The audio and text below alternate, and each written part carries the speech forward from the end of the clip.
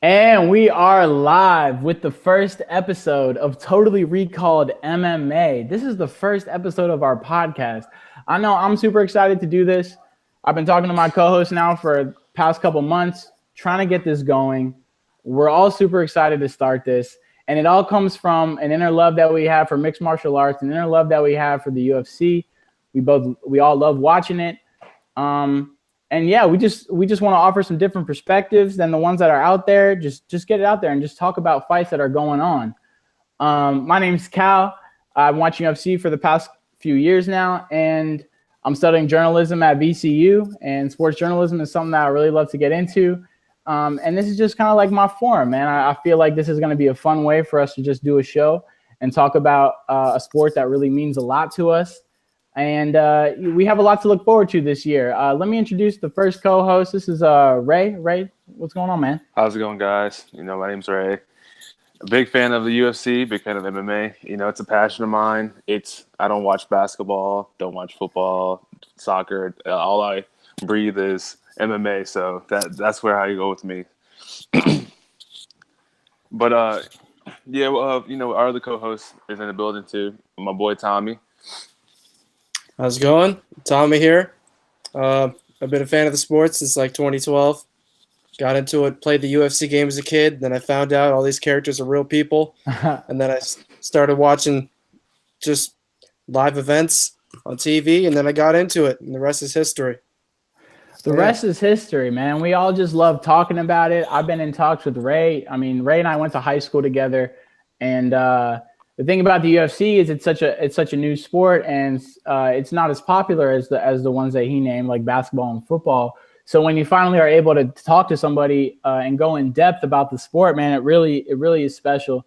And I really, on this podcast, I really want to offer just new perspectives and just a chance for you guys to talk about what you want to talk about, and for me to talk about what I want to talk about.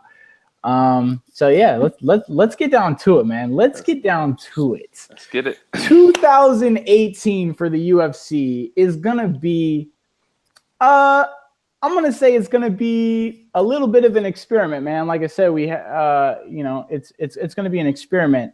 The UFC was bought a couple years ago, and these new owners are going about their own way of running the company, and we're finding out that they treating it like it's an experiment too, man. And we're seeing a lot of super fights coming together. We're seeing a lot of big things coming together. And I think it's going to be exciting overall as far as the UFC goes. Let's jump into it and talk about the card this weekend from Perth, Australia. This is UFC 221. UFC 221 is going to be headlined by the middleweights Luke Rockhold and Yoel Romero, who'll be fighting for the interim title. This fight to me is super exciting. You've got, I guess, the number one and number two guys. Luke Rockhold, the former champ, is going to be going at it. Obviously, Whitaker's out. Whitaker's the champ, but he wasn't able to make this fight, which sucks.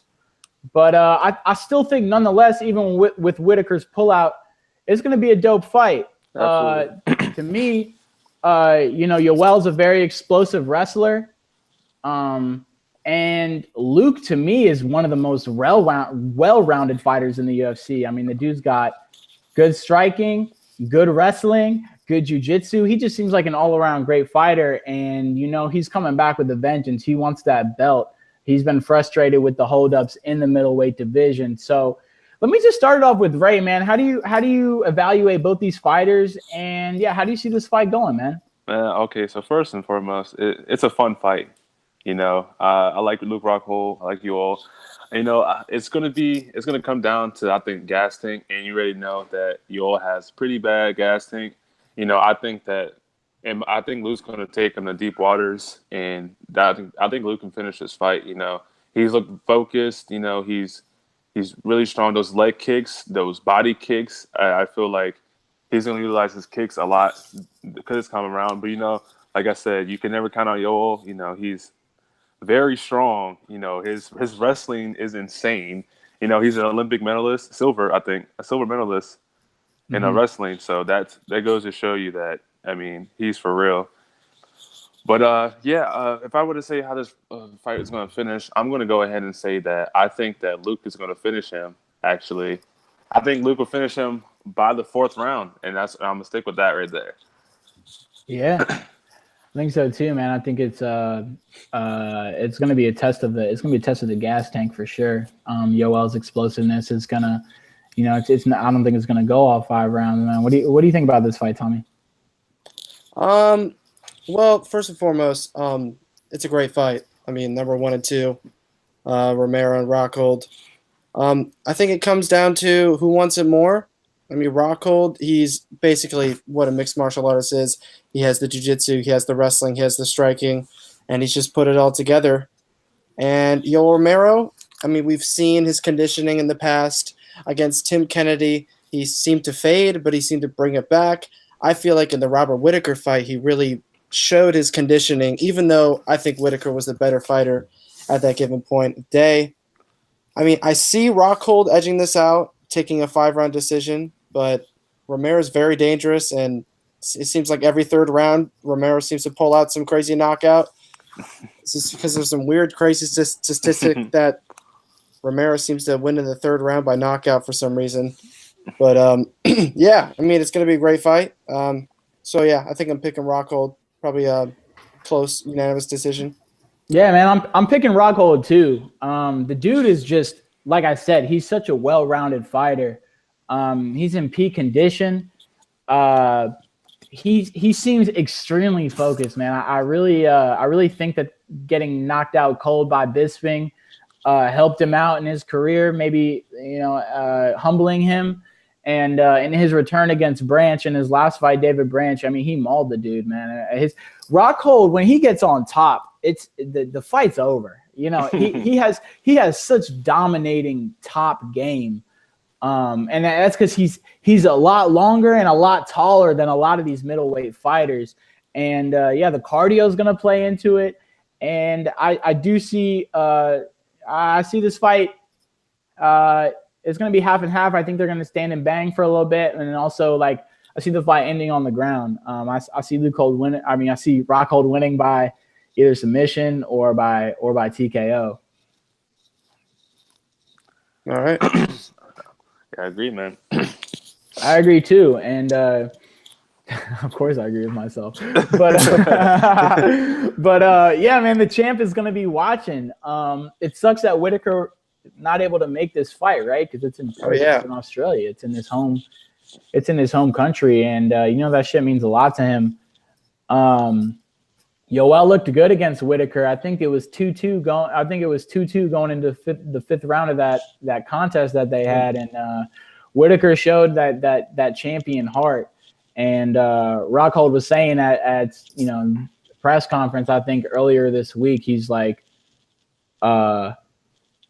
Whittaker fought Romero to a decision. I'm fighting Romero. Let's see how quick I get him out of there, and then we'll be able to determine who the better fighter is. And of course, I mean, when they fight and Rockhold wins, hopefully, or whatever, we're going to be able to have a good grasp of how we think the fight between the winner of this fight and the champion is going to go. Are you guys excited? Yeah, man, I'm super excited for that. I want Whittaker to be back. I wanted him to be fighting, which kind of sucks, like you said. But yeah, man. I mean, in my opinion, a Whittaker and Rockhold fight is definitely more entertaining for me. We've seen them fight you all already. I feel like that fight will go the same exact way as the first. But yeah, dude, I just love. I'm so high on Whittaker, man. He's just the way he fights. He's just like, man, that's the champ right there. That's the champion. Like, he just has that champion, like that stance, and he's just, I don't know, he's wild, man. I love him. You can't miss a Robert Whittaker fight.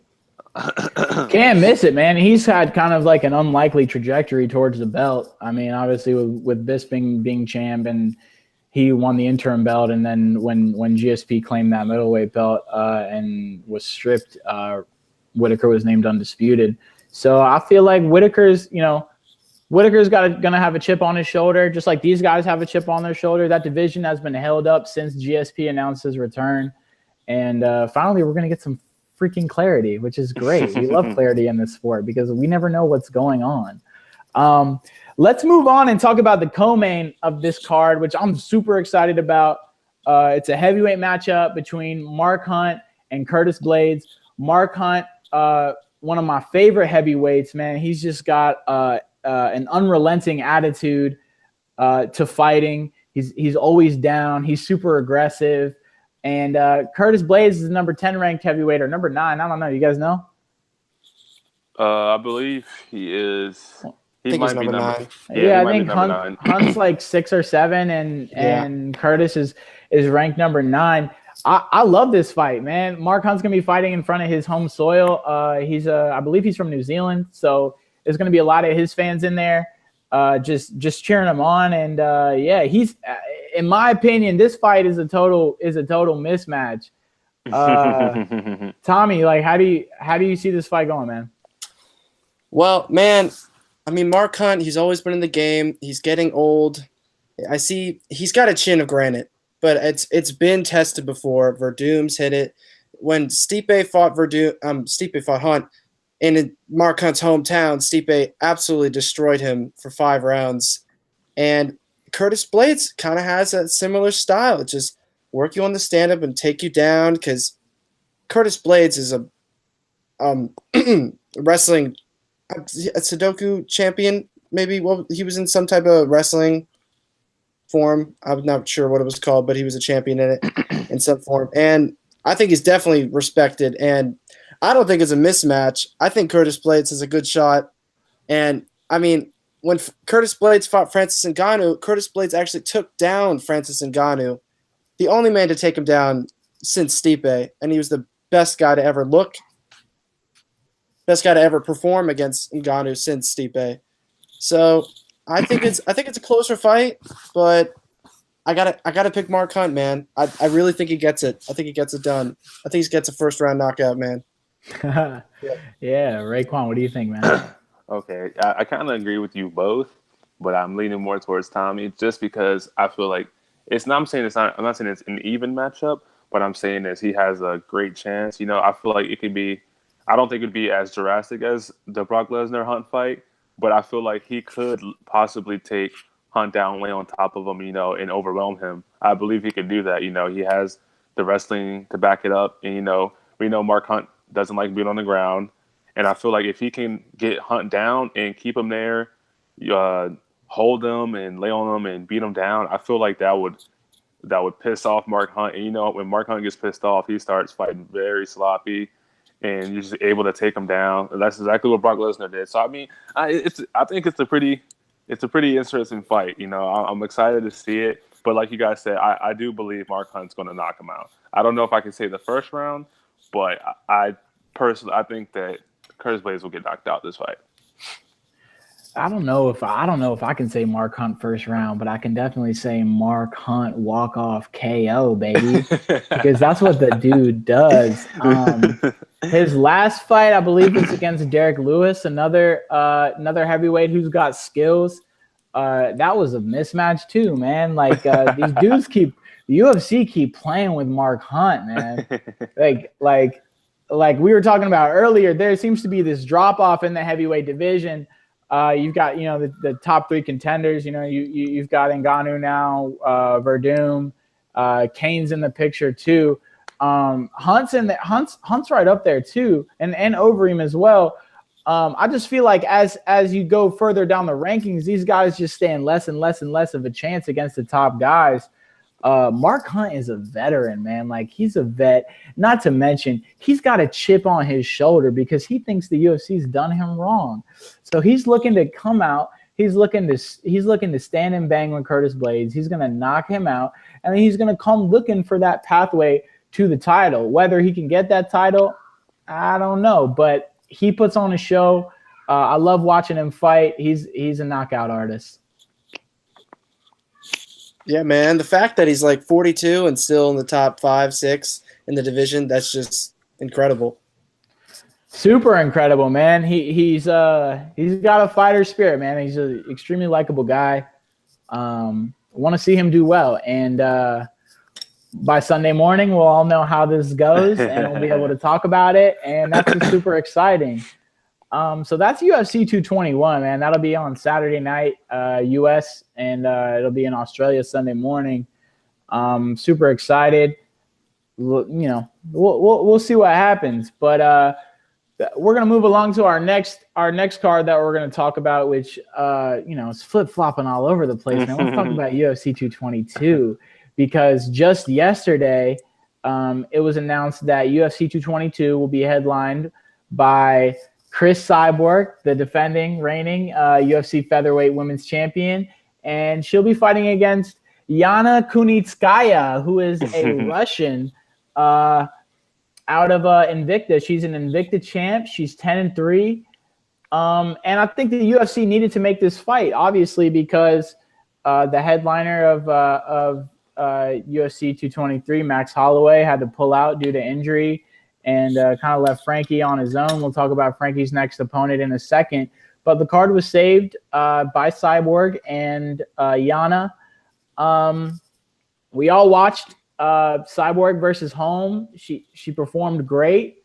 I don't think there's any reason to suspect that this fight's going to be harder for her. What do you guys think about this fight, Ray? I'll start with you.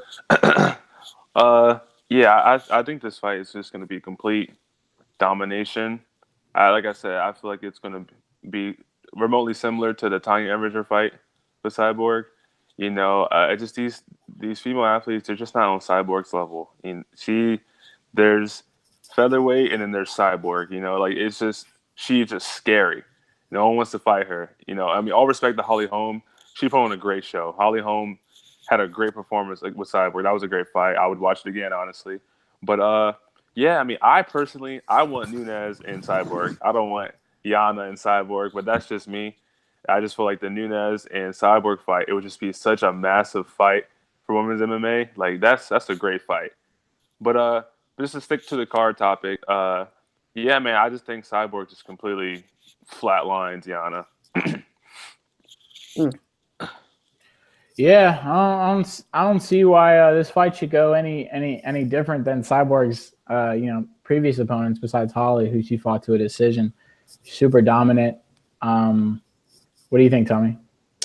Well, first of all, props to Cyborg for taking this fight.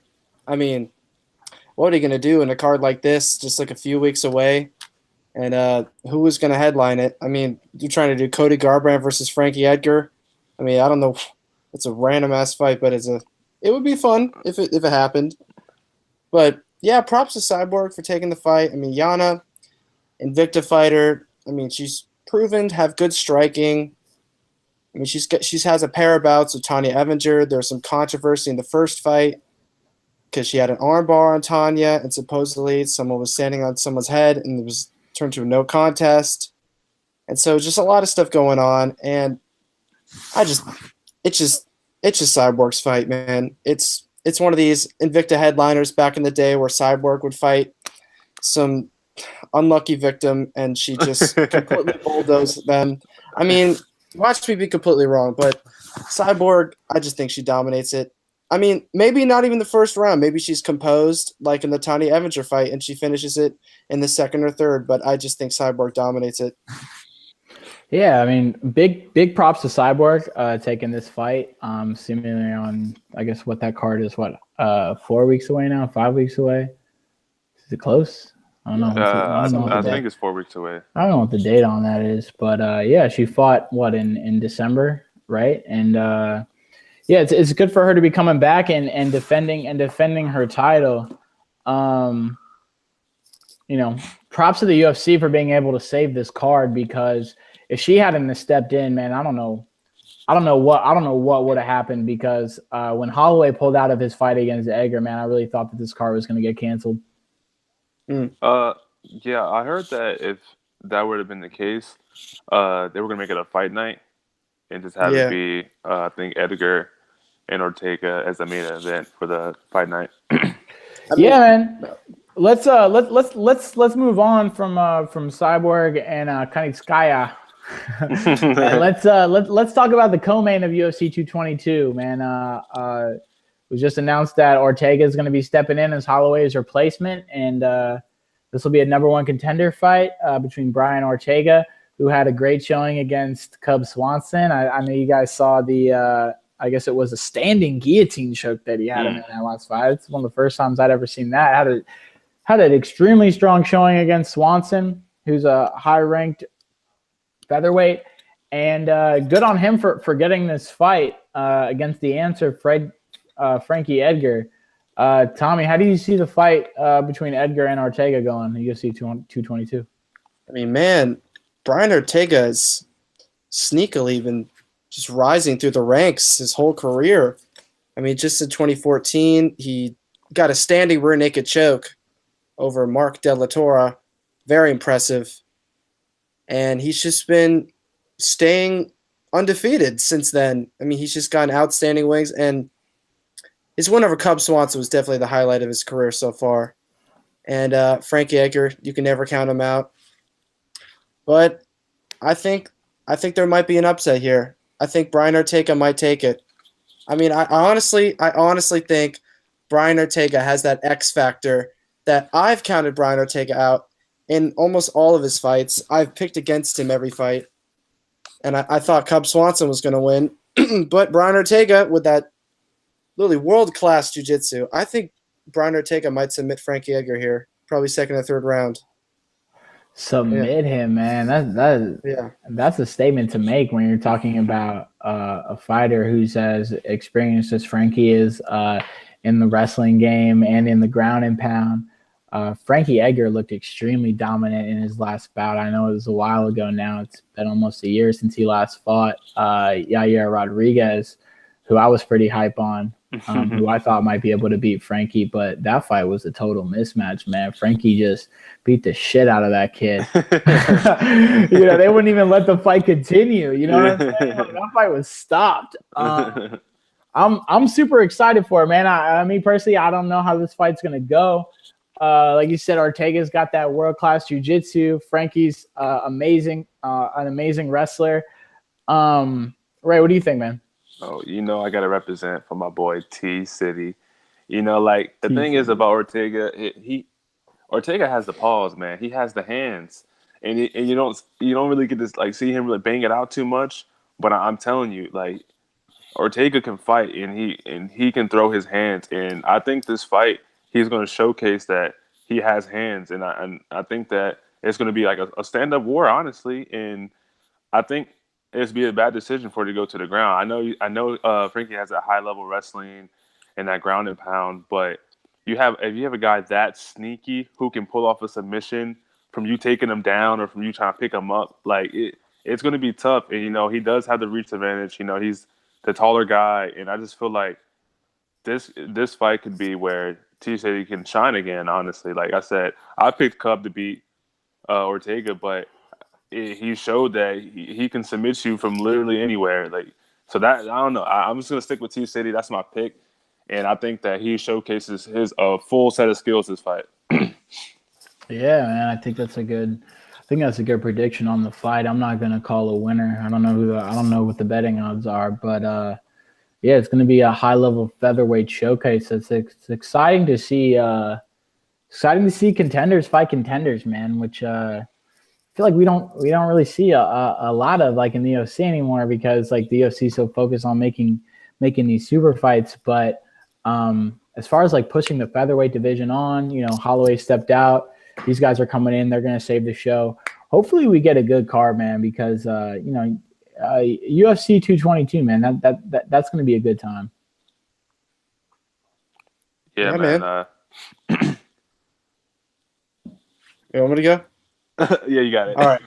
I mean, it's a good card. There's some great matchups on it. You got John Dodson, Pedro Munoz, got rescheduled. Andre Arlovsky, Stefan Struve, great heavyweight clash. Sugar Sean O'Malley, get another fight. Sugar Sean! So, yeah, it's going to be a fun card, honestly. Yeah, man, I'm excited, man. If they had canceled it, I would have been pissed, yo. And I really think that this onslaught that the UFC has given us of cards to look forward to in this first half of this year, if they can get most of them off, if they can get all of them off, without injury or without delay or, people missing weight, it's going to be good. 220 was a great start to the year for the UFC. Hopefully 221 this weekend goes smoothly just as planned, and we have some exciting fights. And then, we got 222 to look forward to. Agreed, man. Agreed. Yeah, man. So yeah, I feel like the UFC for the first half of the year, man, we've got some exciting stuff to look forward to. I want to transition from the UFC to talking about one of the other highlights in the sport that's going on. We're going to move to the other league, that's Bellator MMA on the Paramount channel. They're running this heavyweight tournament, this Grand Prix of the likes that we don't get to watch in the UFC. I think the last tournament that we really got to see was maybe the Pride days. But what Scott Coker, CEO of Bellator, did was he took all the top ranked guys in the Bellator heavyweight division and just kind of matched them up, made a bracket. Last month, we saw one of the first fights of the first fight of the Grand Prix, Chael Sonnen beating Rampage Jackson, which sounds crazy to say when we're talking about heavyweights. But yeah, Chael was able to beat Rampage. And next weekend, February 16th, I think that's a Friday or a Saturday, we've got our second matchup of the Grand Prix. We've got two former UFC guys going at it, Matt Mitrione and Roy Big Country Nelson. I'm super excited for this fight. I'm a huge Mitrione fan. Yeah, Tommy, what do you think about the fight between Mitrione and Nelson? These guys have fought before. I think Mitrione beat Nelson in the first contest. What do you think is going on? Oh, Nelson knocked out Mitrione in the first one. Okay. Yeah. But that was when Mitrione really didn't grow into the real fighter he is today. He came off one fight at Czech Congo in 2011, then he took another fight a year later, and Nelson just mopped the floor with him. But I think it's a completely different fight now. Matt, he's definitely shown himself. I mean, he just knocked out Fedor. Come on, Fedor. I mean, it doesn't get any better than that if you're an MMA fighter. It's just he's so quick with the strikes. He's just evolved his game perfectly. And he's always been in the top 10 tier. He really hasn't been able to break into the elite of the elite in the heavyweight division. But I think Matt probably takes this one. Maybe a 5-round stand-up decision. Maybe possibly. Matt just works him on the feet. So, yeah, I'm taking Matt here.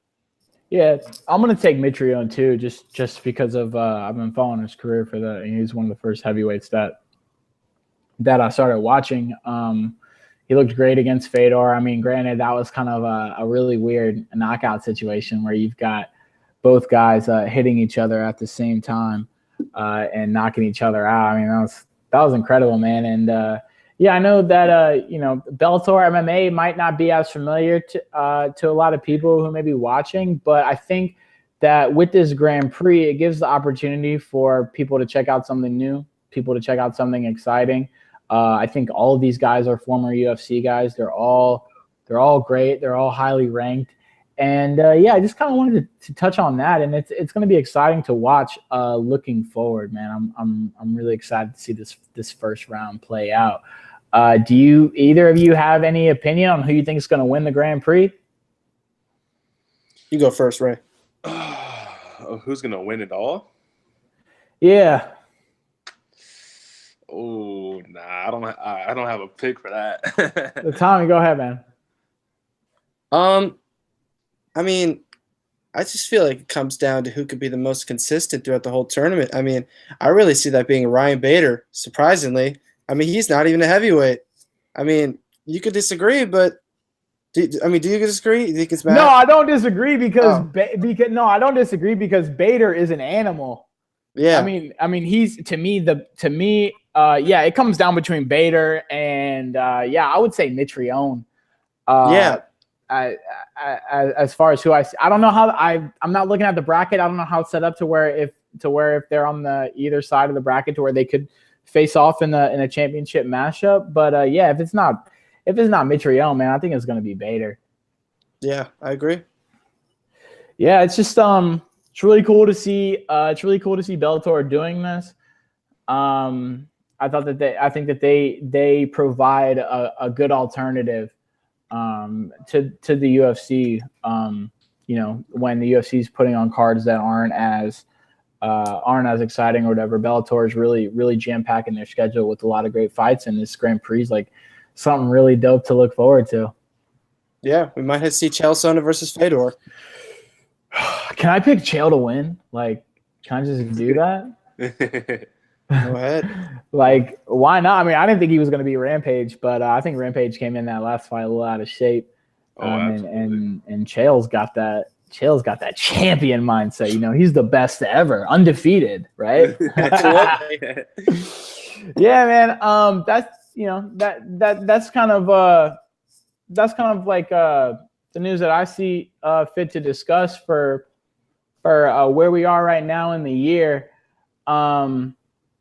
Is there anything else you guys wanted to touch on before we end this podcast? And yeah, this is what I wanted to ask. Maybe talk a little bit about Khabib, Tony, Conor. I mean, I don't know. What do you guys think is going on there? Okay, yeah, we can touch up on the lightweight division. You know, real quick. I want to end this next like 10 minutes. So like let's talk lightweight division for a couple minutes while we have a chance. I'm down, but we'll keep it short and sweet. But yeah, I mean, it's going to shape up to be great. I'm excited for this. Hopefully, the fight goes down with Tony and Khabib. You know, it's been booked how many times? 4 times. Yeah, it's been. So I pray that this fight goes down. Hopefully, somebody's on standby. But yeah, man. I mean, we probably won't see Conor until for a while. But I want Tony to win because I want Tony to fight. I want Tony and Conor to fight. That's the fight I want to see. But I mean, but also I'm okay with Tony versus Khabib, but I'd rather see him fight Tony, and I'm just gonna stick with that. Do you see Tony beating Khabib? Nah,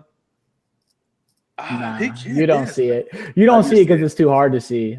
The thing is about that is that I feel like if, you know what I mean, like I said, Khabib is insanely dominant on top. Insane. But Tony is one slick bastard. He is so slick. Man, just seeing these two guys fight is going to be absolutely insane.